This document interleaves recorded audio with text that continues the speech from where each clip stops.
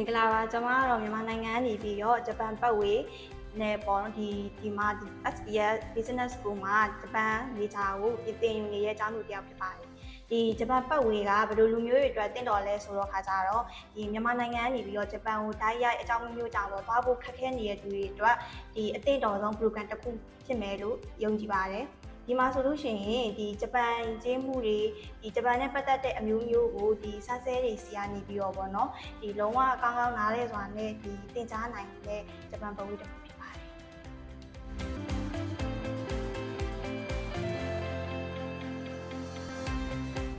この授業は日本語の話す力と聞く力を上達しました。この学校は日本へ直接行くことができない人のためにとても大丈夫です。はい、この学校は私たちの夢もちゃんと支えてくれると信じます。